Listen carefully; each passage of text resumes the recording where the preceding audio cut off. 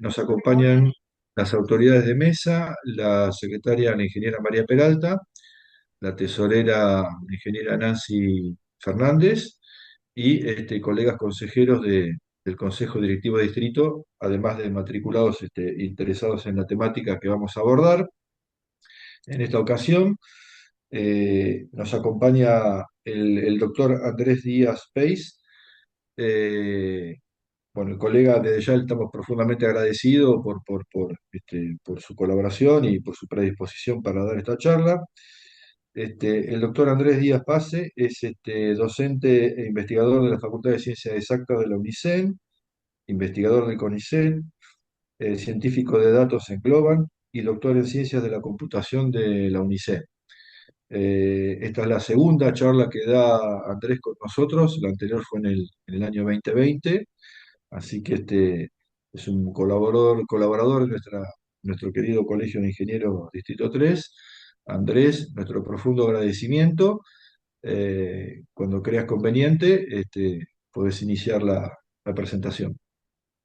Bien, perfecto. Gracias, Hernán, por la presentación. Buenas tardes o buenas noches para todos. Sí, un gusto estar de nuevo con ustedes y hablar un poco esta vuelta ya no de Big Data. Si bien vamos a ver que los datos tienen que ver, pero sí más de esto que se habla tanto de los agentes de inteligencia artificial y cómo esos agentes pueden transformar nuestras actividades diarias incluso el mundo del trabajo, ¿sí? Por eso un poco el título de la charla de hoy es esta de una fuerza laboral invisible, porque muchos auguran que estos agentes van a empezar a hacer cosas que hoy hacemos como personal calificado, como ingenieros, digo, también soy ingeniero en sistemas, sí, pero ingeniero al fin. Y bueno, otros lo ven como que van a aumentar nuestras capacidades, pero lo que sí es cierto es que van a transformar la forma en que los procesos ingenieriles y más por ahora procesos digitales, pero quién sabe si en algún momento procesos físicos también, van a empezar a funcionar o ya están empezando a funcionar. Así un poco la idea es dar una introducción a estos temas y charlar con ustedes. Bueno, no voy a detenerme mucho acá, simplemente, bueno, que vengo del campo de la informática y mi background en inteligencia artificial es, o al menos en esto de agentes, es un poco más reciente porque esta tecnología en sí tendrá 2, 3 años como mucho, ¿sí? La parte esta de los modelos grandes de lenguaje, los LLMs que le dicen, o los ChatGPT, ¿sí? Pero bueno, se están haciendo muchas cosas con ellos y eso es lo que hago. Me quería focalizar antes de empezar en, bueno, puse en la charla procesos ingenieriles y a qué me refiero con eso. Mi charla más que nada va a versar sobre procesos que pasan en el mundo digital, ¿sí? O sea, si bien uno podría extrapolar cosas a mundos más físicos, más con ambientes, más con robots, no sé si estamos todavía ahí o bueno, por un tema de amplitud también de la charla lo voy a pensar más como algo digital, pero sí que estos procesos tienen como un ciclo, ¿no? Donde uno define un problema o un cliente nos dio un problema o tenemos un problema, lo elaboramos, vemos qué han hecho otros, qué cosas se pueden resolver, qué soluciones candidatas hay. ¿Cuál sería la solución que hace que es good enough o lo suficientemente buena para lo que te necesitamos? ¿Cómo refinarla? ¿Cómo evaluar los resultados? Y cómo entrar en ese ciclo, iterar en ese ciclo un par de veces. Digo, el proceso sigue siendo así un proceso, si quieren, sistemático, científico, ingenieril. Y eso se puede aplicar de mi área, donde normalmente lo vemos más, es en procesos de desarrollo de software o en procesos de empresas que tienen un software de apoyo a sus operaciones, por ejemplo,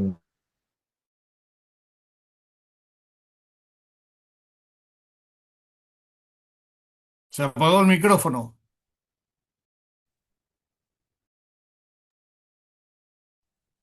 A ver, ahí está bien. A ver si ahí es sí, ahí está que bien. voy bien. ¿Ahí me escuchan? Sí, Bien, bien. Sí.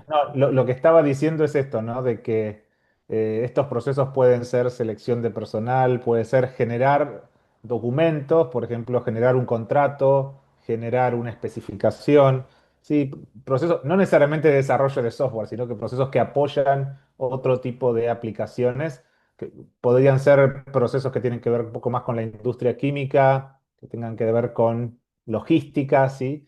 O sea, distintos tipos de procesos, pero que uno creería o diría estos procesos son netamente en muchas partes humanos, ¿no? Porque cuando uno le dan el problema del problema tengo que evaluar, el problema no está bien formado, tengo que ver qué empezar a hacer, ver resultados iniciales y empezar a avanzar a partir de eso. Es un proceso, digamos, que al menos como ingenieros sabemos que se puede automatizar, pero con una fase inicial más de creatividad o más de definir bien el problema, así le llamamos, que es más humano, bueno, cómo estos agentes nos pueden ayudar a hacer esas cosas. Para eso también voy a hablar, la charla es de inteligencia artificial, pero dentro de lo que es inteligencia artificial hay varios tipos. Y uno habla de la inteligencia artificial en general, que sería cualquier cosa por computadoras que hace cosas que los humanos hacemos o hace cosas parecidas a las que hacemos los humanos. Sí, no sé, reconocer un gato en una foto, reconocer una fractura en una foto. Bueno, mirar una foto y ver qué hay ahí, eso es algo que los humanos hacemos y la inteligencia artificial podría hacer. Como decía hoy, escribir un contrato, escribir una propuesta para un contrato es algo que haría, no sé, un abogado o alguien de la parte legal de una empresa y lo podría hacer la inteligencia artificial. Hay una rama mucho más reducida de la inteligencia artificial que se llama el aprendizaje de máquina o el machine learning, que es entrenar a una computadora a fuerza de datos para que haga una sola cosa, bien, pero una sola cosa, ¿sí? Eso sería, por ejemplo, clásico que usamos todos los días. Cuando entra correo, lo clasifica como correo no deseado y lo saca de mi inbox o lo deja. Esa es una tarea así bien, bien definida y el algoritmo que hace eso solo sabe hacer eso. Si yo le digo reconocer un gato en una foto, no fue entrenado para eso, ¿sí? Fue entrenado para una tarea muy específica. Pero bueno, de a poco lo que se está buscando es que esta inteligencia artificial o estos modelos, que a la larga son modelos basados en datos con mucha mezcla de probabilidades y de estadísticas, eh, traten de hacer lo que se llama inteligencia artificial general. ¿Qué es inteligencia artificial general? Es lo que hacemos los humanos, o sea que no es que estamos especializados solo en clasificar emails o solo en ver cosas en imágenes. Podemos hacer varias tareas a la vez con el mismo cerebro, ¿sí? Con el mismo modelo. Bueno, un poco a eso se tiende. Y la inteligencia artificial generativa, que es como se le llama esta nueva ola de inteligencia artificial, tiene o apunta a tener ese tipo de capacidades. En el medio ahí me salté a las redes neuronales, ¿sí? Que estuvieron en el medio, ¿sí? Y esta inteligencia generativa tiene una característica que es muy humana, que es trabajar sobre texto, ¿sí? Nosotros, como casi todo nuestro cuerpo de conocimiento, por más que manejamos dibujos, audio, gráficos, pero el 80% de nuestro conocimiento, de lo que sabemos, de lo que leemos, de lo que procesamos y hacemos está basado en texto. Entonces, un breakthrough que tuvo esta inteligencia artificial es cuando es posible que trabaje sobre texto, que entienda texto y que genere texto. Cuando digo que entienda texto, bueno, tómenlo entre comillas, ¿sí? La idea no es discutir si realmente entiende o no. ¿Sí? Con que parezca que entiende ya nos alcanza, ¿sí? No quiero ir tan filosófico de si estas inteligencias artificiales entienden o tienen alma o realmente razonan. No digo, está un poco fuera del scope de la charla, pero sí que lo procesan y hacen sentido del texto y cuando nosotros los miramos pareciera que algo entienden, ¿sí? Si uno mira la evolución de la inteligencia artificial, este es un gráfico sí, conceptual, una primera ola así para los que tenemos un par de canas de desarrollos con inteligencia artificial, muy basados en lo que se conoció como sistemas basados en reglas, o sea, sistemas de conocimiento donde uno le ponía, si pasa esta condición y esta condición y esta condición, entonces hace esto, si pasa esta condición y esta, hace esto, eran sistemas muy basados en reglas. Había grandes expectativas con esos sistemas, pero de alguna forma esas expectativas, como otras tantas tecnologías, en ese momento quedaron infladas y de repente todo lo que era IA pasó a que, bueno, no, che, esto no funciona. A eso en la jerga se le llama el invierno de la IA, ¿sí? Eh, Porque el término IA es bastante viejo, ¿sí? De los 60 según este gráfico. En algún momento lo que pasó es que hubo mucho más desarrollo en lo que es hardware. Entonces, con lo más desarrollo en hardware y en cloud computing, las empresas grandes, ¿sí? Empezaron a hacer experimentos con mucho más hardware y eso empezó a traer esta nueva oleada de inteligencia artificial más basada en redes neuronales y ahí aparecieron, no sé, las computadoras que jugaban a juegos de tablero y le ganaban a los expertos humanos, computadoras que podían reconocer fotos en imágenes, ¿sí? Esto es esta cresta que estamos viendo acá. Y más o menos hará, por eso, 2 años salió el lanzamiento este de GPT, que fue en noviembre, sí, de hace 2 o 3 años, no me acuerdo bien. Y de ahí en más el mundo se transformó, ¿sí? Empezó a dar mucha más preponderancia esto de la IA generativa. Y algunos hablan incluso que estamos como en una transición, y en una transición desde una IA más basada en estadística y más basada en datos, a una IA más cognitiva, ¿sí? Si eso va a ser lo que tanto se pretende que es el AGI es la inteligencia artificial general, ¿sí? Sería una inteligencia artificial que es como un cerebro humano, o sea, que percibe muchas cosas, conecta muchas cosas y sirve para muchas cosas, ¿sí? Eso es lo que hacemos nosotros como humanos. Bueno, si va, ¿cuántos nos estamos moviendo por acá, ¿sí? Pero la otra cosa que sí es cierto es que la aceleración en esto ha sido bastante exponencial, ¿sí? Los desarrollos estos tardaron varios años, pero esta última curva de desarrollos tardó solo 2 años, ¿sí? Entonces, como la aceleración a la cual se van produciendo estos nuevos desarrollos y nuevos avances va muy rápido, es un signo de estos tiempos, ¿no? O será, pero se- algo que por ahí había predicciones que estas cosas se iban a lograr en el 2030, en el 2040 y ya, bueno, 10 años antes ya aparecieron. Entonces hay como una aceleración. Y esto también para dar una idea de dónde aparece esta idea de agentes. Y hoy todo lo que uno quiere hacer dice, no, hay un agente que te asiste, y esta aplicación tiene un agente, yo creé un agente donde un agente es más que un chatbot, ¿sí? Nosotros podemos decir un agente es un chatbot, y todos hemos visto chatbots o usamos chatbots o estamos forzados a usar chatbots, ¿sí? En algunas aplicaciones. Agentes son un poco más que eso, y esta charla es un poco sobre eso, ¿sí? Estas noticias son del año pasado, de fines del año pasado, ¿sí? Lo que se ve en la evolución del mercado es que estos agentes, en teoría, se van a comer el mundo de las aplicaciones de software. Hay las proyecciones de que esto van a automatizar un montón de tareas que antes no hacíamos, se van a meter en las aplicaciones, como hace mucho los que usamos Microsoft, teníamos el clip este que decía, creo que quieres escribir una carta. Ese era un sistema basado en reglas, ¿sí? ¿Se acuerdan? Era bastante tonto. Bueno, la idea es que van a volver a aparecer esos asistentes, ya están apareciendo en algunas aplicaciones, de que no importa en qué aplicación estás, va a salir un asistente ahí, va a mirar o va a observar todo el contexto de lo que estás haciendo y te va a dar sugerencias y que eso va a ser autónomo, ¿sí? Entonces, esto se ve como muy aplicado para el desarrollo de software, ¿sí? Habrán dicho que está como que, ay, los programadores nos vamos a quedar sin trabajo, ¿sí? O se va a achicar mucho la contratación porque mucha de la gente va a ser, ya no se va a contratar porque estos agentes van a hacer todo.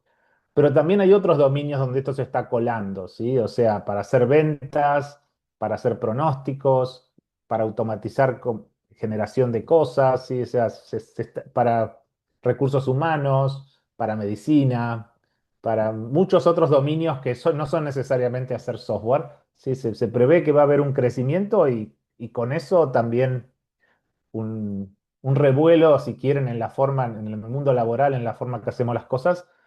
El punto de entrada normalmente para esta tecnología es como hablé recién, son los chatbots, ¿sí? Uno dice, bueno, es algo que yo escribo algo y interpreta el texto que yo le puse, me responde y yo puedo llevar una conversación. ¿Por qué? Por conversación se le dice a esto de que recuerda cosas de los mensajes anteriores y entonces no tengo que estar todo el tiempo diciéndole lo mismo. Y no estoy hablando de los chatbots estos que uno ve de asistencia al cliente donde le dicen marca uno para esto, marca dos, esos son más tontos. Digo, chatbot que parece que es una persona que está conversando, ¿sí? Donde yo le puedo mandar un audio y decirle, vi una promoción, quiero saber cómo se hace esa promoción. Y te dice, ese código ya expiró, pero tenés este otro código, podés hacer una reserva, podés comprar. Sí, chatbots que realmente entienden el texto que uno le pasa, ¿sí? Y que incluso si a uno lo agarra medio desprevenido, es difícil saber si es un chatbot o es una persona, ¿sí? Hoy en muchos chatbots uno se da cuenta que es un chatbot porque escribe así de forma robótica. Ahora, este es como la punta del iceberg, ¿sí? Lo que uno a veces no ve cuando ve un chatbot es todo lo que está pasando por detrás, ¿sí? Probablemente cuando uno tiene un chatbot, así como podría ser este, haya más de un agente que lo está atendiendo a uno. Digo, si yo estoy interaccionando con el chatbot, capaz que le pregunto, bueno, compré un producto, pero no sé si es bueno para la piel. Bueno, un agente especialista en el catálogo iría a ver el catálogo de esos productos, leería la descripción del producto ese que yo le dije o de productos parecidos y podría llegar a la conclusión, no, si dice que en la fórmula dice que es suave para la piel, está todo bien. Pero otro agente podría decir, voy a los reviews que me han dejado los clientes y voy a ver si en esos reviews o alguien se quejó de problemas de piel o alguien dijo, no, no, la piel te la deja bárbara.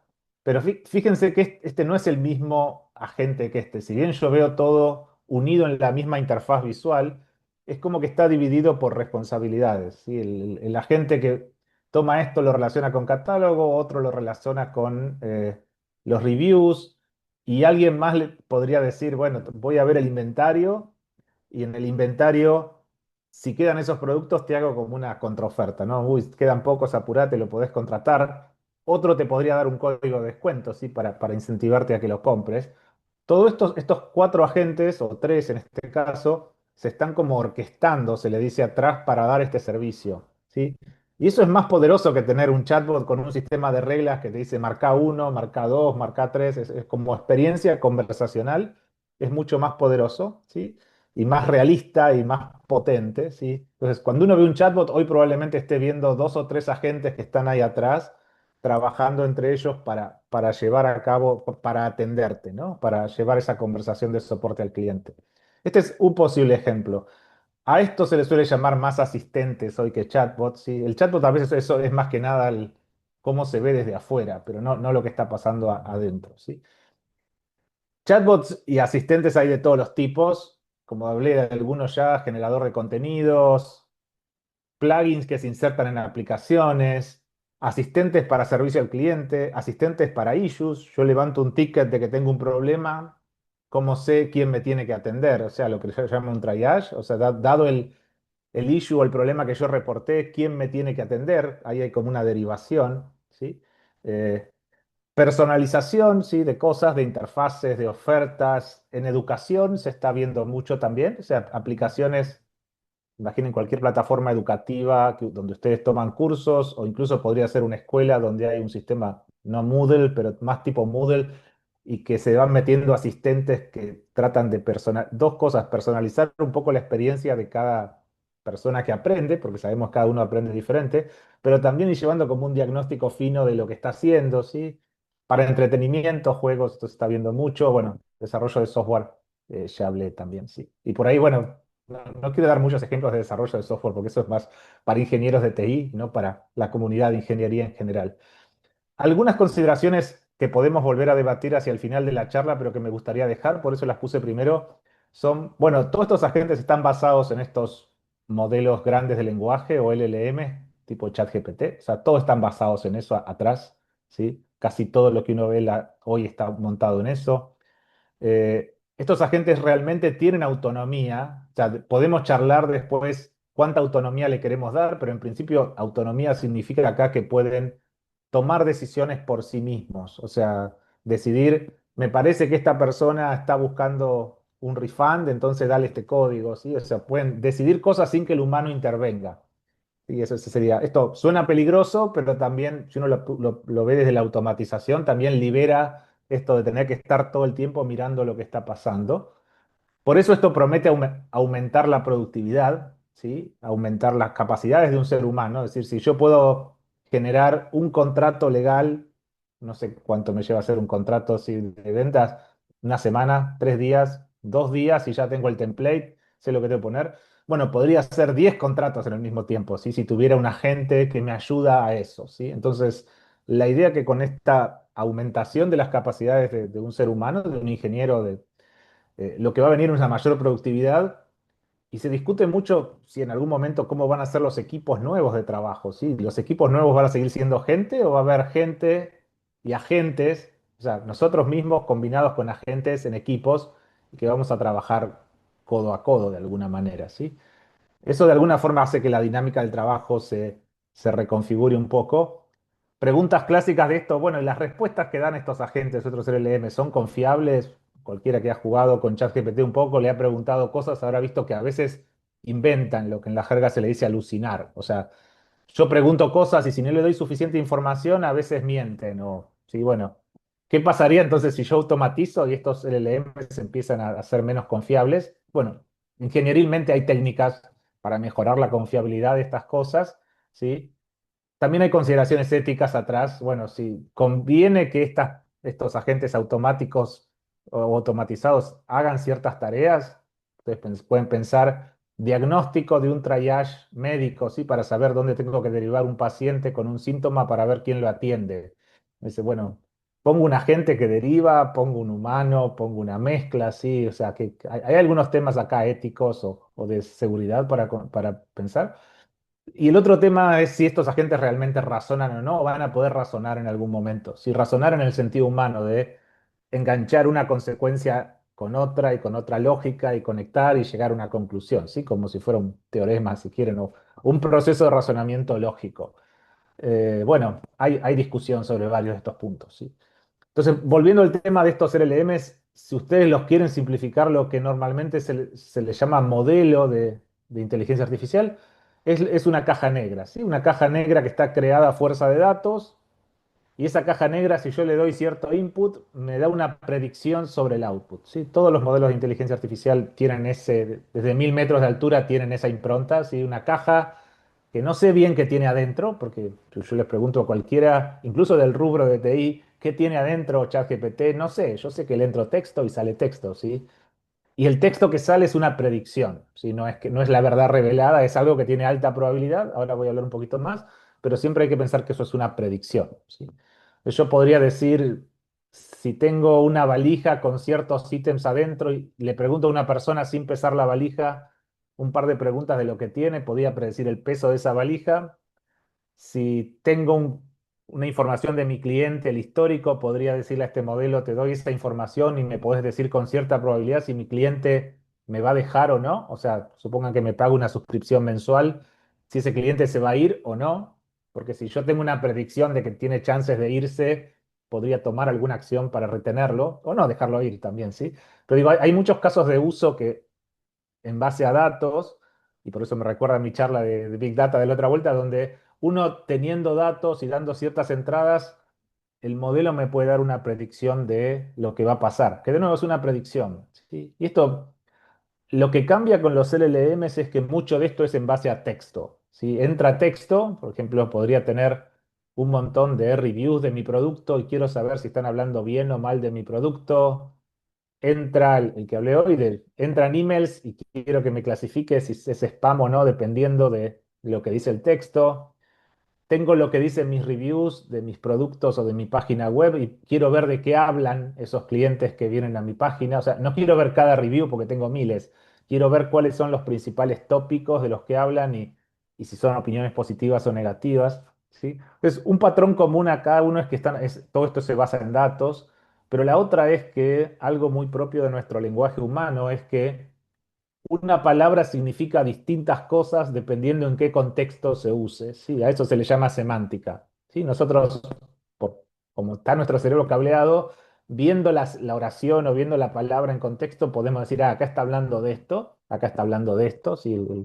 La palabra y su contexto cambia lo que hay que responder o lo que hay que hacer, ¿sí? Eso es lo que hacen, lo que han aprendido a hacer estos modelos, ¿sí? Típico caso, no sé, si yo digo rock, es roca en geografía, pero también podría ser rock en música, o digo stone, no, perdón, rock no es, stone es. Digo stone es, en geografía está hablando de geografía, y si stone le pongo rolling, es música, ¿sí? Las palabras, dependiendo cómo se combinen, tienen distintos significados, ¿sí? Y eso es lo que pasa, lo que manipulan estos modelos, ¿sí? Las palabras y su contexto, ¿sí? Por eso, y nuestro lenguaje humano se basa en eso, ¿sí? Si ustedes lo quieren simplificar, se basa en ciertas palabras que en cierto contexto significan algo, aunque no se diga explícitamente, o sea, están todas las connotaciones indirectas que vienen a cierta asociación de palabras. O sea, no es solo lo que se dice, también es lo que está implícito en esas palabras. Entonces, lo que se podría decir es que lo que ha pasado es que del Machine Learning se transicionó a estos LLM, donde uno le da instrucciones que en la jerga se llaman prompts y salen respuestas.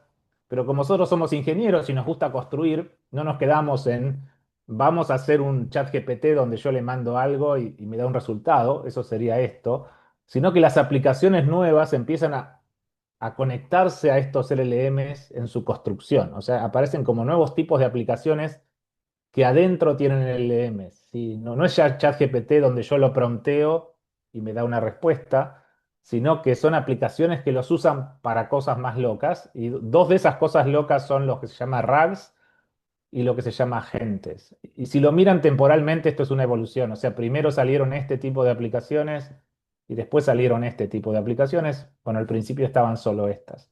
Y voy a ir cubriendo un poco qué hace cada una. Entonces vayamos a la primera de qué es un LLM o qué es lo que hace. Bueno, es un modelo caja negra. Como ya dije, le mando texto y sale texto. Lo pueden ver como un lorito parlanchín probabilístico. Eso quiere decir que si yo le doy texto, lo que va buscando internamente es cuáles son las palabras que tienen más chance de estar asociadas con las palabras que yo le puse a la entrada.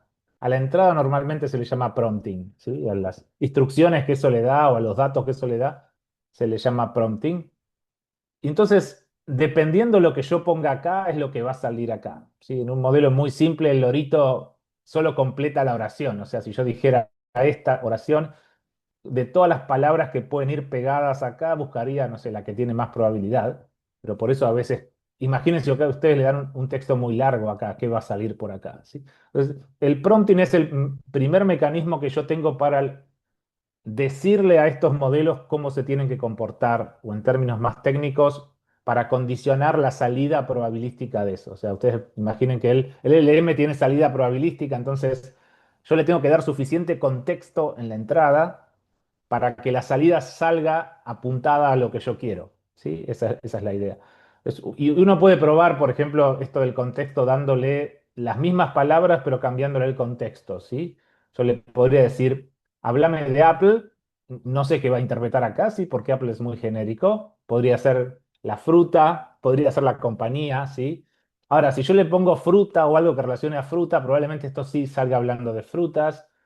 O fíjense que acá es otro contexto distinto. O sea, si yo Apple of my eye es así como una, una forma de decirle a alguien así que es tu preferido, ¿sí? En inglés. Entonces, si bien dice Apple, la combinación no está hablando ni de fruta, ni de la marca, ni la compañía. Y así con los prompts, ustedes pueden pensar que están haciendo eso. O sea, lo que están haciendo es dando contexto para que la generación salga disparada. En vez de que salga disparada para cualquier lado, salga disparada para algún lado que ustedes quieren. ¿Sí? Es el primer mecanismo que nosotros tenemos para condicionar lo que hacen estos modelos es el prompting, por eso funciona. Los modelos estos están entrenados con todo Internet, por eso pueden salir disparados para cualquier lado, ¿sí? O sea, los datos que tiene adentro ChatGPT es básicamente toda la Internet. Si yo pudiera meter toda la Internet en una bolsa y dársela de comer, eso es, bueno, digo ChatGPT o cualquiera de sus clones. Ahora, entonces, el prompting es la primera perilla que yo puedo usar para hacer estas aplicaciones. ¿Hay más aplicaciones? Sí. Hay otras que se llaman RAGs, workflows y agentes. Bueno, no voy a dar todas. Solo para repasar un poquito de prompting. Prompting es como una receta que yo le doy al LLM de lo que tiene que hacer.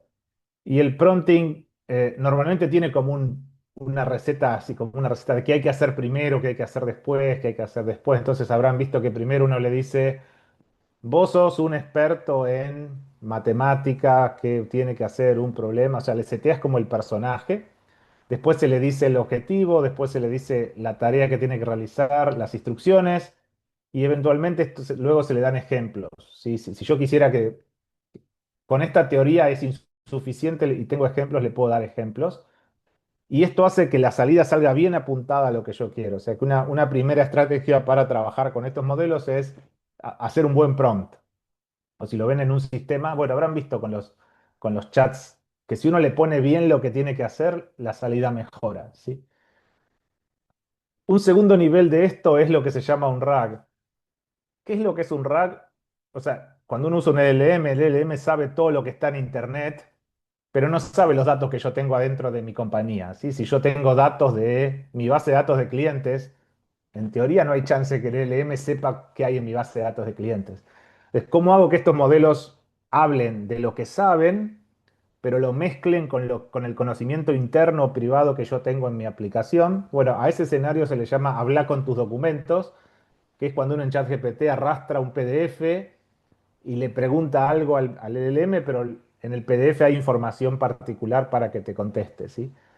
¿Cuál es el resultado de eso? Bueno, de nuevo, es darle más contexto al LLM para que funcione, ¿sí? Lo que estoy haciendo es decirle con el prompt, que también trabaje sobre ese modelo del PDF y que mezcle esos dos mundos y entonces sale una respuesta que es genérica, pero está contextualizada al documento que vos le pasaste, ¿sí? A ese tipo de escenario se le llama RAG, ¿sí? Por Retrieval Augmented Generation. Ahora, el escenario de pasarle un PDF tiene múltiples aplicaciones, ¿no? Trabajar aplicaciones, supongan que ese PDF son manuales de cómo funcionan ciertas máquinas. Entonces, si yo tengo un operario que tiene que resolver ciertos problemas, yo le podría dar de comer todos los manuales y con lo que sabe el LLM más lo que dicen los manuales, yo le podía preguntar, bueno, ¿cómo resuelvo tal falla? Si tengo estos síntomas. Y bueno, en teoría debiera buscar los pedacitos del manual que están relacionados a, a mi pregunta, más lo que sabe el LLM del fenómeno en general, juntar todo eso en una licuadora y darme una respuesta. Y eso es algo que ya de por sí automatiza una tarea, porque esto de buscar en un manual o incluso buscar en internet, pero bueno, buscar en internet hasta que viene el documento y yo busco la página y la cruzo con información de otro lado. ¿Sí? Estos son como buscadores con esteroides, ¿no? Porque buscan todo, ¿sí? Entonces, fíjense, ya ahí uno puede ver, por ejemplo, con este tipo de escenarios, cómo la productividad se puede mejorar, ¿sí? Porque yo no tengo que mirarme todos los manuales o conseguir a alguien que sepa todos los manuales, ¿sí? O sea, consigo a alguien que no sabe todos los manuales, pero tiene este asistente, bueno, podría hacer una tarea parecida, ¿sí? Entonces ya hay un efecto en productividad. Voy a saltear algunas para ir un poco más rápido, ¿sí? Ahora, a este nivel, si ustedes lo ven así, es lo que se le llama asistentes, o en la jerga se le llama también copilots. Copilots por ahí se usa menos porque Microsoft tiene una herramienta que se llama Copilot, entonces, bueno, ya es una marca decir Copilot, pero hace un par de años a estos asistentes se le decía así, copilotos, ¿sí? Es alguien que va con vos y te va ayudando a hacer ciertas tareas.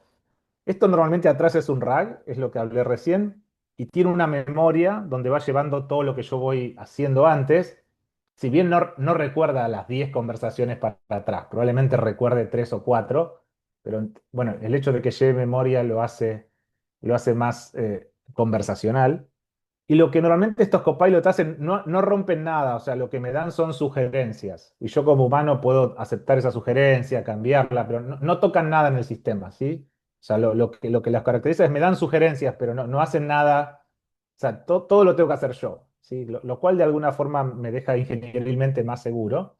Yo les quería mostrar rápidamente, este es un copilot para ingeniería mecánica. Sí, el video dura re cortito, está en inglés, pero bueno, no hace falta que escuchen el audio, solo que más visualmente se van a dar cuenta lo que está haciendo.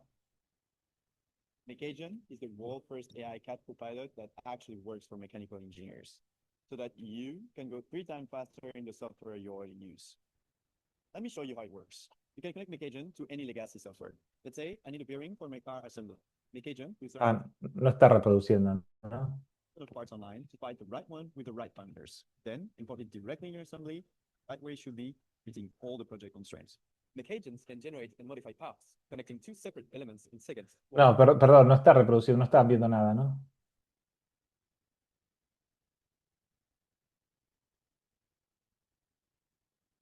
Hola. Se oye, pero no se No se ve. ve. Bueno, les cuento, no sé por qué no mueve el video, si hay un tema ahí de streaming. Pero esencialmente lo que hace es una herramienta CAD que tiene un chat donde la persona está poniendo una pieza ahí de una moto y está buscando la mejor pieza y eso sale a buscar a internet cuáles piezas calzan ahí, te da los precios, te da quién la vende, te da si calza, si no calza te dice que le podés poner otra, o sea, te va asistiendo, es como un copilot que va asistiendo todo el CAD de esta, en este caso de una moto, ¿sí? Pero digo, uno puede imaginar estos asistentes para las tareas que uno quiere y los puede, bueno, están empezando a aparecer aplicaciones de esto, aplicaciones para costos, aplicaciones para contabilidad, aplicaciones para cálculos, ¿sí? O sea, bueno, ni hablar que para Word, para PowerPoint y para Excel estas cosas están apareciendo, ¿sí? Y se caracterizan por eso, porque son aplicaciones que funcionan así como en un costado, toman información de lo que vos estás haciendo y te sugieren cosas, ¿sí? O sea, se alimentan de tu contexto y de nuevo, fíjense que para que pueda hacer algo útil, es como si tuvieras a ChatGPT todo el tiempo al lado tuyo, chupando información de lo que vas estás haciendo cada tanto le podés escribir, pero bueno, si le tuvieras que escribir todo lo que estás haciendo es muy pesado, ¿sí? Entonces se van alimentando así. Y ya esto da una aumentación de lo que uno puede hacer bastante poderosa, ¿sí? Y esto se está integrando en todas las aplicaciones que uno puede ver, o sea, todas las empresas están atrás de hacer este tipo de asistentes. Pero sigamos un poquitito más, ¿sí? Así no me extiendo. Porque, de nuevo, el mercado no para. Si los asistentes de alguna forma es la generación vieja, o sea, ya tienen como un año los asistentes, asistente un año y medio. O sea, lo que se siguió haciendo es decir, pero si yo tengo un PROM muy grande, ¿qué hace? Donde le digo a una gente que haga muchas cosas, ¿no se pierde en lo que tiene que hacer? Bueno, no voy a explicar los mecanismos técnicos de por qué pasa eso. Llevo un prompt con muchas cosas, lo que pasa es que, como un humano, si cuando te dicen que hagas 30 cosas, haces 3 bien, 4 más o menos, y a veces uno pierde foco. Entonces, lo que se empezó a hacer es una estrategia que ingenierilmente es común, que se llama como divide y conquista. ¿Qué pasa si yo hago mini prompts? O sea, divido lo que hay que hacer en tareas y hago un prompt para cada tarea y después engancho esos resultados, ¿sí? Y uno dice, es un workflow, ¿sí? O es un flujo de trabajo donde yo defino lo que hay que hacer en pequeñas tareas y después uno todo eso. Bueno, entonces ahora ya no tengo un lorito parlanchín, tengo varios loritos parlanchines que solo hacen una cosa bien, pero si los uno hacen varias cosas, ¿sí? Y esto ya de alguna forma es la forma en que nosotros trabajamos a veces varios problemas, ¿no? Yo tengo que planificar algo, lo descompongo en partes, resuelvo las partes y uno los resultados, ¿sí? Esto es lo que se conoce más como workflows o como agentes, ¿sí? Cada una de esas partecitas se le llama agente, ¿sí? Y se programa cada partecita por separado y después se unen. ¿Cómo puedo imaginar un agente como si el LLM fuera el cerebro del agente? Imaginen un humano, pero después necesita brazos y piernas y oídos y ojos para tomar datos y para hacer cosas sobre el ambiente. O sea, los agentes ya sí pueden percibir el ambiente a través de sensores, de datos, y también pueden ejecutar acciones sobre el ambiente. O sea, porque si no el cerebro es como el cerebro sin brazos, no puede hacer cosas, ¿sí? Y a esas acciones en la jerga se les llama tools. ¿Qué puede ser un tool? Salir a buscar internet, ejecutar un comando, ir a consultar una base de datos, lanzar un proceso. O sea, un tool es cualquier acción que bajo ciertas condiciones y con ciertos parámetros yo puedo lanzar, ¿sí? Y hoy los LLMs tienen esa capacidad, o sea, el LLM es solo el cerebro, pero se puede conectar a tools, que se le dice, ¿sí? Como herramientas, y pueden empezar a automatizar cosas. Fíjense que acá sería en el ejemplo que daba hoy del CAD, si yo veo un producto que me gustó y el precio está bueno, el LLM podría automáticamente ordenar la compra de ese producto, o sea, si yo lo autorizo, ¿sí? Pero directamente podría hacer la compra y avisarme, sí, ya lo pedí, está viniendo, ¿sí? O podría chequear condiciones, digo, ya se ponen un poco más autónomos en ese sentido, no es nada más me dice, en tal site hay un producto y lo podés comprar y sale tanto. O sea, si yo lo dejara configurado, directamente automatiza la compra también. Esto sé que es un poco más riesgoso, también es un poco más cómodo. Si yo no necesito a alguien que me vaya haciendo todas las compras y esto lo podría hacer por mí. Estos modelos también tienen algo que se llama razonamiento, que esto explotó un poco en diciembre del año pasado, habrán escuchado con DeepSeek, que es un modelo que lo que hace es trata de crear cuando vos le preguntás algo, en vez de darte la respuesta enseguida, imaginen cuando uno rendió un examen, ¿sí? Te preguntan A, respondés A, sí, listo. O sea, lo que te preguntan lo respondés. Lo que hace es lo que le preguntás, lo parte en pedacitos y trata de resolver los pedacitos y después responder. A eso en la jerga se le dice razonamiento o se le dice que el modelo piensa, pero no se hagan la idea que esto es como un humano, ¿sí? No es el mismo razonamiento y pensamiento de un humano, pero sí que el modelo no responde inmediatamente, sino que es como si el lorito hiciera algo más, hiciera dividir a la tarea en pedacitos, generara pedacitos y después uniera los pedacitos, ¿sí? También lo hace mucho más poderoso. Y esto lo que da, o sea, como para dar un ejemplo, si yo tengo que mando, esta es mi pregunta, ¿sí? ¿Cuál es el precio de Mac en Estados Unidos y cuánto costaría en Europa si la conversión fuera tanto, ¿sí? Fíjense que esta pregunta es compleja, no es que yo puedo generar la respuesta de entrada, o sea, lo que hacen estos agentes es, primero tengo que ir a la web a buscar qué vale eso, ¿sí? Después, qué vale en Estados Unidos. Después tengo que ir a buscar qué vale en Europa. Después tengo que ir a ver cuál es la tasa de conversión. Después tengo que ir a ver cuáles son los impuestos que hay que agregarle. Va juntando todos esos pedacitos de información y después al final me da la respuesta, ¿sí? Esto es mucho más complejo que simplemente generar de entrada, ¿sí? Y yo le puedo conectar estas tools, que en este caso son buscadores y herramientas financieras, y entonces hace como ese razonamiento.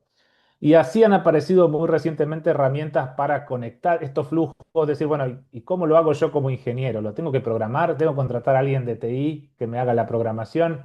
Bueno, podrían, sí, pero también hay herramientas que se llama de low code o de no code, que lo que hacen es uno gráficamente va definiendo ese flujo y va definiendo qué pasa en cada flujo y después lo conecta y lo automatiza, ¿sí?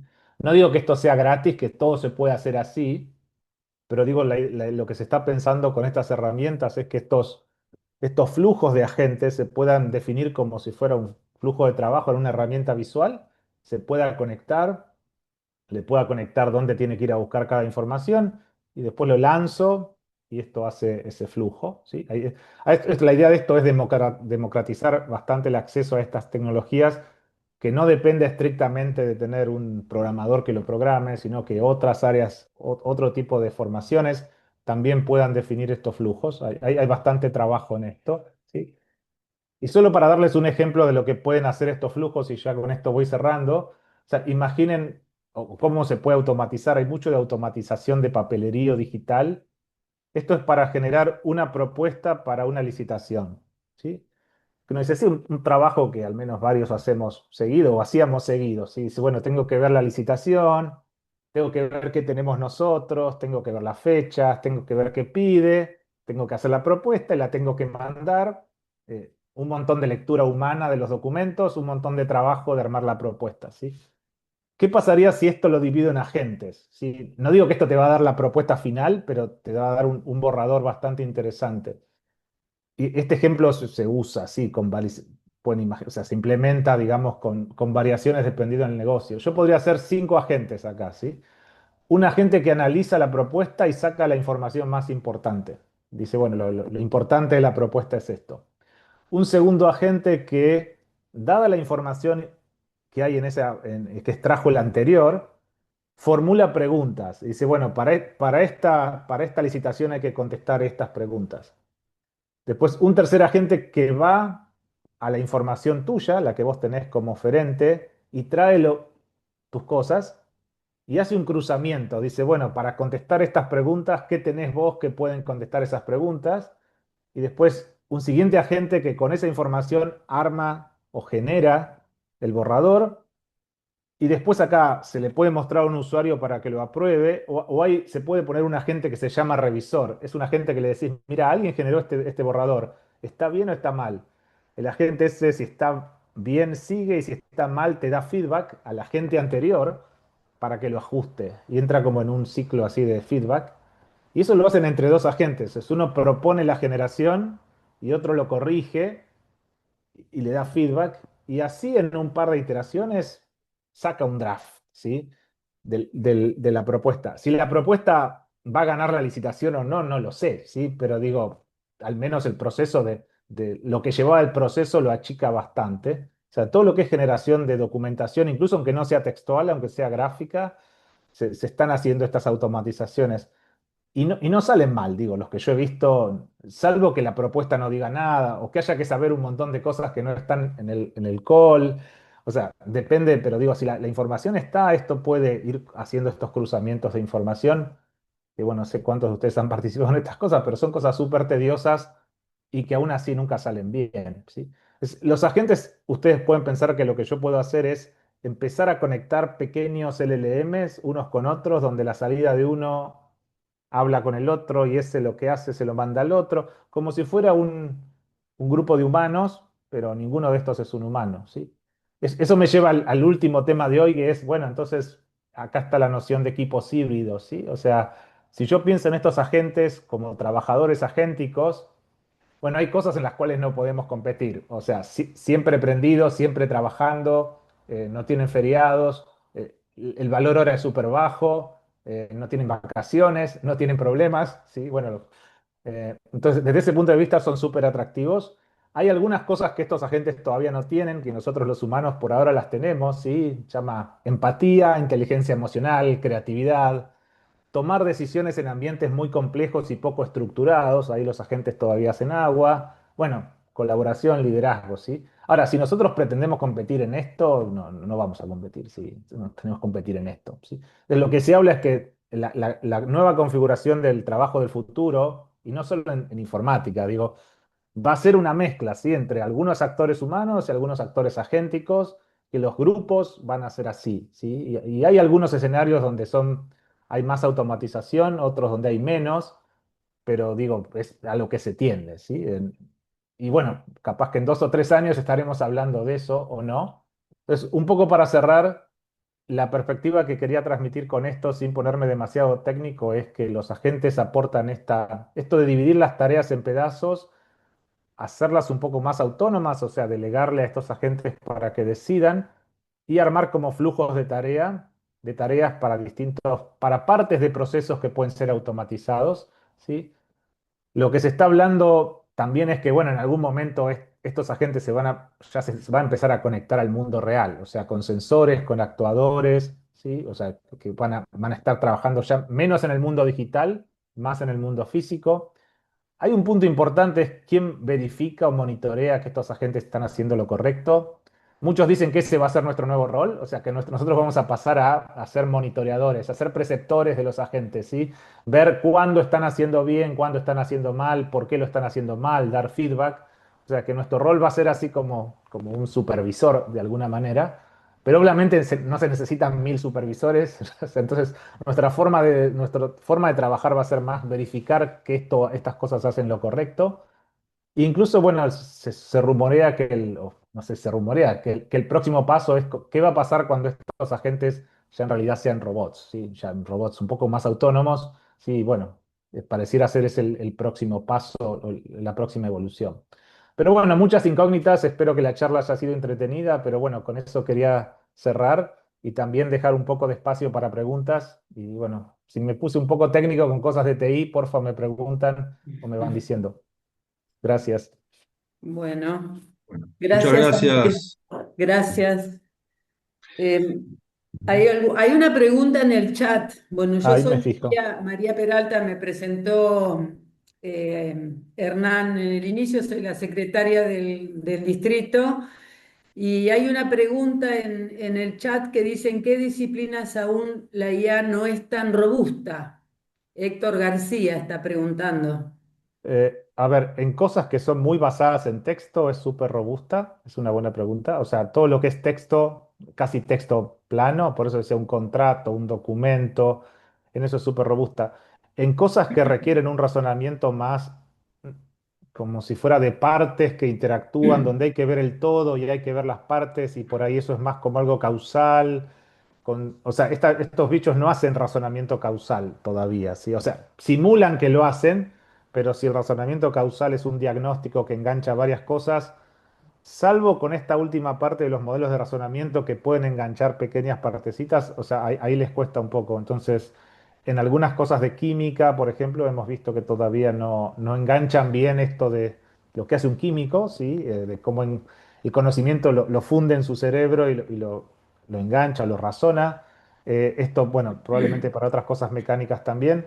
En medicina en algunas cosas sí y en otras no. O sea, en algunas cosas de medicina sí enganchan bien, en otras cosas que requieren así un profesional no tanto. En cosas contables depende cuántos números haya. Si la cosa se pone muy numerológica, se tienden a perder, pero si la cosa se pone más, busca en el código la reglamentación tal que dice tal, ahí se anda bien. Cosas temporales también a veces se le mezclan. Por ejemplo, si yo le doy 10 documentos, pero una legislación es de hace 10 años, la otra es de hace 5, la otra es una que supersede esa, pero le agrega, o sea, el razonamiento eso de qué reglamentación pisa, pero toma, bueno, ese tema temporal todavía le cuesta.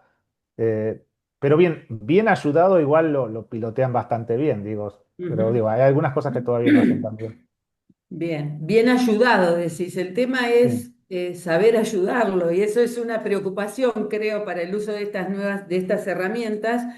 En lo particular a mí, vos hablaste de cuestiones éticas, de confiabilidad, de seguridad y cómo se está colando en distintas industrias la herramienta y relacionado esto con la disminución de puestos de trabajo, que lo cual también a mí particularmente me genera Sí, mucha preocupación. Además de los riesgos que implica si no lo podemos ayudar tanto y los resultados que obtenemos por ahí, un análisis no adecuado nos lleva a algún resultado tampoco adecuado. Entonces la pregunta es, ¿crees que se está haciendo o no se está haciendo todavía lo necesario para una regulación necesaria para un uso con la confiabilidad, la seguridad que requiere en los distintos ámbitos? ¿O crees que hay que regularlo? ¿Cómo hay que regularlo? ¿Cuál es el camino que se nos viene o que se le viene a quienes diseñan las políticas públicas? Entiendo que en algún momento va a haber que intervenir para que esto sí. no se nos venga O encima, ¿no? sea, el tema de regulación es un tema. Hay algunos intentos, especialmente en la Unión Europea. En algunos casos no se sabe bien qué regular. Lo que sí, y algunos fabricantes o algunos proveedores de esto también están preocupados por algunos temas. Por ejemplo, si yo quiero vender un asistente de estos en un dominio médico, no sé si lo puedo regular, pero sí me tiene que poder explicar cómo llegó a esa conclusión. O sea, no importa tanto la conclusión, sino los pasos que hizo para llegar a eso y en qué fuente se basó, cuestión que un humano lo pueda verificar. Bueno, en el dominio médico es bastante difícil vender un asistente de eso si no tiene eso, porque después el que lo compra se va a comer un juicio. Ahí no es que lo regule un Estado, ahí lo regula el mercado. Si vos tenés eso, es muy difícil vender un producto en ese mercado con esto. O sea, si te dice el diagnóstico es tal, pero no puede explicar cómo llegó a eso y alguien lo puede mirar y decir si tiene razón o no tiene razón, eso no se puede hacer. En otros dominios es más libre, ¿no? Como que, bueno, y si no te explica, la pregunta Claro. es al que a veces a vos te importa y a veces no. Pues hay un tema ahí, yo creo que a la larga algo de esto se va a regular, pero bueno, no sé para dónde va a salir disparado. Las experiencias de regulación, y esto es apolítico, pero las experiencias de regulación en Europa lo que han hecho es que Europa se quede atrás en la carrera. O sea, hoy la carrera de desarrollo de esto no está tan en Europa. O no sé si eso es bueno o malo, pero lo que digo, a veces una regulación muy temprana que no está bien entendido lo que está regulando puede hacer que, bueno, que se frene esto, ¿sí? Bueno, porque el mercado, pero de ahí a decir que tiene que estar todo desregulado, tampoco es la solución, No, ¿no? no, Sí. claro. También, o sea, que lo que sí, el punto de esto es cómo esto puede explicar lo que está haciendo. O sea, cualquiera de estos modelos que se llaman caja negra, siempre cuando uno ve generalmente una caja negra dice, ¿y yo cómo sé que lo que salió de ahí salió bien? Si no, porque está entrenado en internet, bueno, pero hay mucho tema de esos. Pero más allá de esto, a veces la gente lo empieza a aplicar, y creo, no sé, en abogacía hay bastantes casos de que se aplica para generar contratos y uno dice, ¿genera contratos bien o mal? ¿O genera sentencias bien o mal? Bueno, no sé, si no sé, uno confiaría que el abogado de turno lo revisó, pero bueno, vieron que dos por tres Claro, salen cosas de que no lo revisó, que tenía algo que decía, y bueno. Hay como un punto gris ahí, sí, no. Yo creo que a la larga se va a regular porque, bueno, va a ser necesario, pero tampoco creo que se pueda regular todo, sí.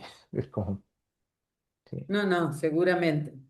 También hay un tema formativo, esto que vos decías, de que nosotros nos vamos a tener que entrenar, así como nos estamos entrenando en reconocer información falsa. O sea, bueno, hoy todas las noticias hay que dudar, hay que informarse, porque no todo lo que sale es verdad. Creo que uno va a tener que tener un rol más activo así de eso, ¿no? De no tengo que creerle que esta es la verdad Claro, revelada, lo que sale de ahí, sino tengo que ir llevándolo y ayudándolo para llegar a lo que yo quiero, que me acelere, pero que yo pueda verificar. claro. Bien, gracias, Andrés. Hay dos preguntas más en A el chat. ver, ¿puedo hacer una Preguntan. pregunta? Ah, perdón. Sí, no, sí. Sí, Andrés, ¿cómo Nancy. estás? Mi nombre es Bien, Nancy bien. Fernández. Te consulto. Cuando vos haces una búsqueda en las redes sociales, de repente te aparecen, no sé, 10.000 publicidades, ¿sí? Ahora, por Sí. ejemplo, el otro día hice una tirada de inteligencia artificial y me apareció una publicidad donde dice, desaparecete 30 días y volvete experto en inteligencia artificial. Y tiraban más o menos como, no sé si 50 aplicaciones distintas. ¿Cuáles son las que recomendás vos para iniciarse?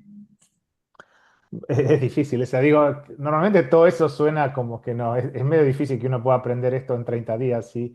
No, Eh, no, pero como que te tiran un montón de programas, sí, ¿sí? El más la idea, común que la mayoría se inicia con es con GPT Chat. Pero, por ejemplo, sí, estaba leyendo que lo que es DeepSeek dice que es mucho mejor y es un código abierto y en la parte de análisis de datos y logística, qué sé yo, está mucho más avanzado que GPT Chat puede ser. yo uso los dos a la vez, sí, o sea, los chequeo por un lado y por el otro. Bueno, a veces me anda mejor el DeepSeek, tengo que reconocer, pero por ahí depende de lo que uno pregunte.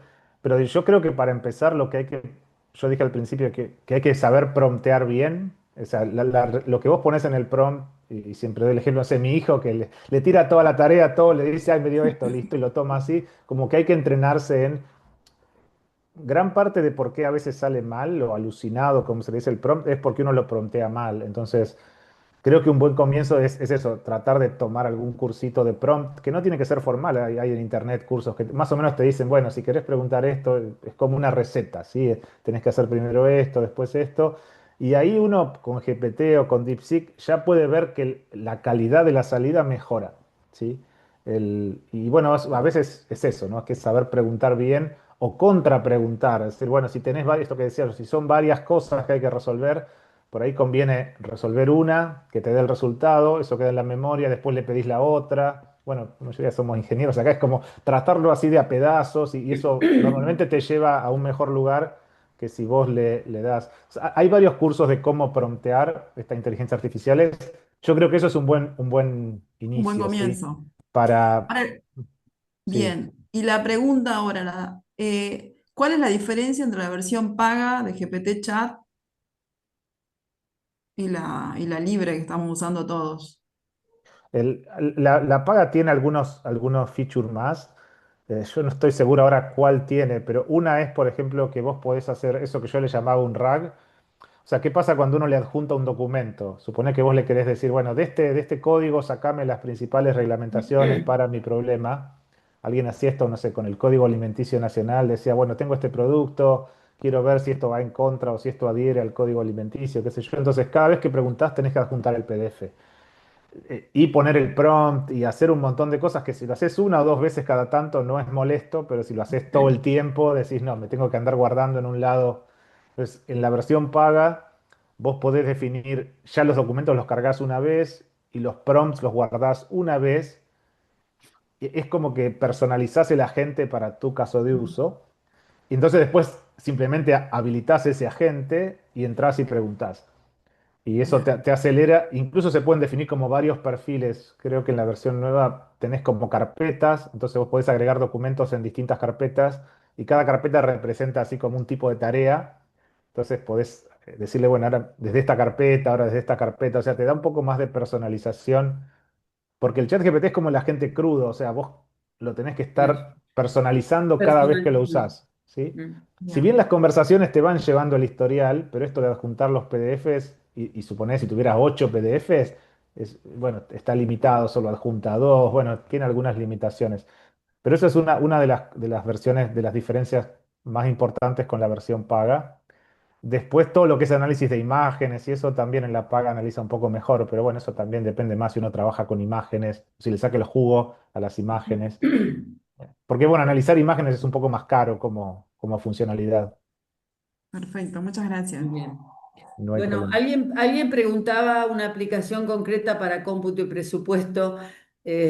Si hay, entiendo que sí, uno tendrá también que indagar. No sé, Andrés, si tenés No, no, alguna no, respuesta no puntual. conozco del rubro, no, no, la verdad No, que no conozco, pero debe haber, porque los sí, sistemas claro. contables, no Mm, sé si hay algo gratis, pero digo, cualquier sistema contable que uno usaba sí. antes, todo Mm, tiende a venir hoy con un mm, asistente adentro, sí, desde sí, una herramienta más tipo SAP, pero incluso herramientas más chiquititas, o sea, CRMs o cosas contables más sí. chiquitas, todo el mundo está intentando meterle un asistente de estos. Lo que hay que entender de esos asistentes es que no es cuando uno le escribe un prompt, ya tiene un prompt adentro también. O sea, el fabricante Claro. ya le mete, lo que vos ponés no es lo que va directamente al LLM, sino que lo tuyo se suma a otro. Ujú. Y normalmente cuando están adentro de una aplicación, en la jerga chupan contexto de lo que vos estás haciendo. O sea, si yo estoy en PowerPoint, les habrá pasado, te dice, te puedo formatear esta presentación así. Y vos decís, ¿cómo sabe? Y bueno, porque se tomó el contexto de la presentación. Entonces, Claro. cualquier asistente que está metido adentro de una aplicación normalmente toma contexto de la aplicación que está ahí. Sí. Yo creo que es algo que nos vamos a tener que amigar, ¿sí? Pero Sí, bueno, claro. más allá de que Sí. tiene sus temitas, ¿sí? A tratar. Alguien también opina, más que preguntar, hablar de caja negra es un poco hablar de software enlatados. Bueno, te lo define así. Por ahí el software es más concreto para una aplicación, depende de qué esté hablando, ¿no? No sé en ese caso si se le puede, qué se le puede decir.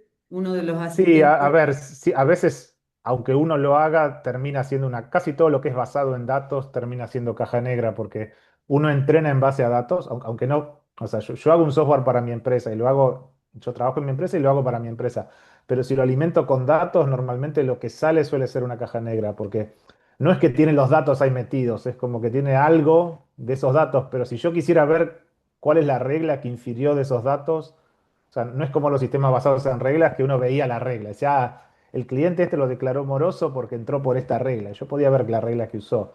En esto es como que no ves nada, ¿sí? Casi todo lo que es basado en datos tiene esta característica de caja negra. O sea, y por eso tiene Claro, sesgo también. Es algo que se plantea claro. desde la ética, es estos modelos no tienen un sesgo hacia cierto lado, y sí, todos tienen sesgo. O sea, alguien me decía, más psicológico esto, pero si estos modelos se alimentan con datos humanos y los humanos tenemos sesgo, esto es como lo que te devuelve el espejo. Si estás mirando en el espejo lo que somos en promedio, entonces hay mucho trabajo sobre cómo, no sé si corregir un sesgo, pero sí mitigar un sesgo, ¿sí? Imagine que esto Ujú. fuera, lo usara yo para seleccionar personal.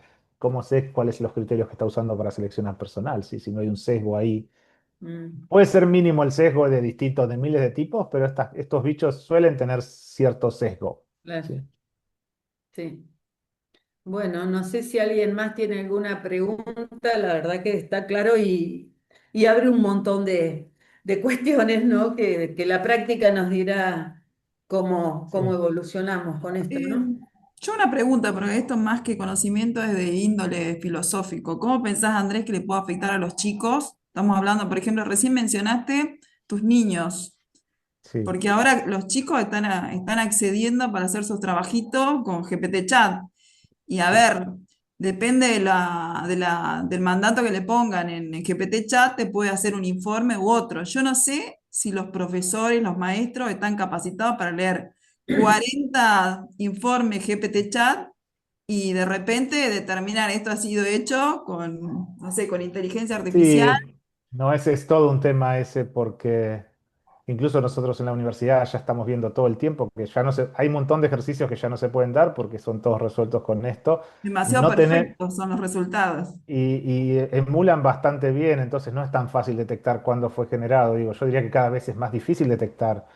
Y uno dice, bueno, tengo que cambiar la estrategia didáctica, pero bueno, todos hemos cursado ingeniería. Hay ciertas materias que decís, como, ¿cómo hago para dar algo que no hay forma de resolver con GPT o con este tipo de herramientas? O sea, yo creo que eso sí es un desafío para todos los niveles educativos y que ya se está viendo, porque precisamente yo dije que para poder verificar la salida de estos modelos necesitas pensamiento crítico y autonomía y poder ver varias fuentes, pero si vos no tenés una educación que te lleve a eso, ¿cómo lo haces? O sea, probablemente los que ya estamos más viejos, uno dice, mal que mal, algún pensamiento crítico ya tengo, pero digo, eso creo que va a enfatizar mucho más esto de desconfía de todo, chequea tus fuentes, Mm, bueno, no, sí, es todo un desafío, no sé cómo se sí. resuelve. Sí, yo creo que el mundo educativo está tomando cartas en el asunto porque es una gran preocupación, ¿no? Sí. Cómo evaluar, hay que cambiar algunas cuestiones para que no sea que los estudiantes responden sacando de estas herramientas la respuesta Sí. y el espíritu crítico que uno siempre intenta Sí, trabajar, por ahí no se está motivando. imaginen, no Bueno, sé, sí, en una formación de ingenieril, ¿no? Uno dice, ¿cómo hago que los ingenieros del futuro no sean todos repetidores de ChatGPT? Sí, o sea, claro, claro. cómo hacemos eso? Lo que pregunta Lucas de la privacidad, hay también, o sea, en teoría todo lo que va ahí se usa o no se usa, uno nunca sabe todo lo que va ahí para qué se usa. Tienen algunas políticas, para las empresas hacen como unas políticas de no retención o de que no los van a usar para entrenar, o sea que los reciben, pero no los van a usar para entrenar. Pero sí es cierto que en muchas empresas hay así como tema de si yo le doy ciertos datos, esos datos no están, son comerciales, supone, no están saliendo a algún lado, cómo sé que no se van a filtrar, o si no se van a filtrar, pero igual están saliendo, digo, va, hay un tema ahí sí de datos que se podría resolver con modelos locales, digo, estos modelos es más técnico, pero si uno tiene un servidor lo suficientemente grande, algunas empresas lo hacen, se puede instalar un modelo de estos en forma local. Es como si uno tomara un chat GPT y lo desplegara en su propio servidor, entonces ahí los datos no salen a ningún lado. Pero bueno, para la pyme común o para la empresa común es más fácil. Aparte, el modelo local nunca es tan bueno como el modelo que te venden estos proveedores, ¿no? Entonces hay como Claro. un tira y afloja así con la privacidad de datos. Bueno, muy bien. María, el ingeniero Abrile estaba levantando la mano. Ahí le Ah, reactivamos el audio por si quiere hacer la consulta. Ah. bien. Tiene que, está silenciado, tiene que activarlo usted, colega. Bien, ¿qué tal? Les agradezco mucho todo este tema que están desarrollando. En parte un poco lo explicaron, pero a veces el problema es que si nosotros ponemos nuestros archivos propios de la computadora, justamente se pierde información confidencial para usarlo dentro de la información general. Ese sería el resumen. Ellos dicen que no la usan para entrenar, o sea, la reciben pero no la usan, pero es un contrato, si la usan o no la usan, el resguardo es legal, o sea, yo creería que algo se usa y algo no, pero no, es difícil decir que sí, que no. Se puede hacer como un contrato cuando uno con estos proveedores especial para que no usen la información, pero sí la reciben, ¿sí? O sea, que no, o No, sea, porque el problema a veces está en que algunos tenemos que firmar un protocolo de privacidad sin dar información o textos, y a veces lo necesitamos para desarrollar determinadas cosas. sí, sí, ahí hay un tema, ¿sí? En algunos clientes desplegan modelos locales, o sea, porque se quieren cubrir de eso. Otros hacen como un contrato con el proveedor se compromete a no hacer esto, pero bueno, se compromete, ¿no? Cuando uno lo ve, eso está saliendo, ¿sí? Los datos están saliendo. En otros clientes a veces lo que hacemos es tratar de pasar lo menos posible. O sea, no es que no pasamos, pero no pasamos todo. Por ejemplo, si hay nombres, a cosas así muy identifican a personas o eso, esas se omiten. A otras personas esto es más sofisticado, pero trabajan con datos sintéticos, o sea, sintetizan datos que son parecidos a los que vos tenés y mandan eso. Digo, son todos como trucos para tratar de obtener lo mismo sin exponer datos, pero sí, es más trabajo, ¿no? Yo tengo que sintetizar una base de clientes que sea parecida a la base que yo tengo, sí, es más trabajo. Sí, hay algunas técnicas así como para tratar de mitigar la exposición, pero siempre un poco de exposición hay. Sobre todo cuando usas un PDF que tiene totalmente cargado los datos, ahí es donde perdés la privacidad. Sí, y eso es parte de lo que hablamos hoy, que a veces la gente tiene que entender, ¿sí? Que no es tan simple, pues lo vuelvo a mi hijo, pobre, ¿sí? Que él adjunta cualquier cosa y lo pasa, decís, bueno, no, depende que sea, podés compartir eso, no lo podés compartir, tiene información sensible, sí, eso es Está. lo que uno Muchas tiene que, gracias. como que autoeducarse un poco más, ¿sí? O varios de Claro, nosotros, ¿sí? claro. Bueno, no sé si hay alguna otra pregunta. Yo no veo manos.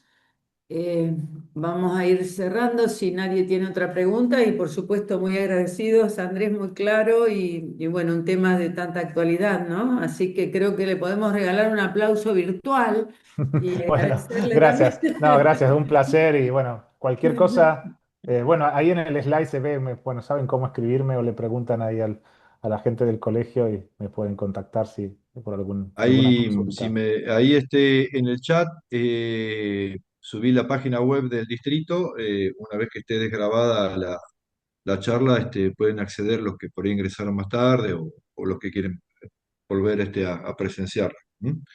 Va a estar subida a la página web del distrito. Bueno, agradecerte, Andrés, Andrés, como decía María, por tu disertación y, y, bueno, seguimos en contacto, ¿no? No sé si hay alguna otra consulta o algo. Vamos terminando Aplausos, todos aplausos. aplausos, todos aplausos. No, gracias, un placer y Multiplicados. bueno, les devuelvo el resto de la tarde, de la noche a todos ahí para que sigamos con nuestra vida familiar. Bueno, muchas Muchas Muchas gracias. gracias, gracias Andrés. por la invitación. Hasta Gracias a luego. todos. Bueno, adiós. Hasta luego, gracias. Hasta luego.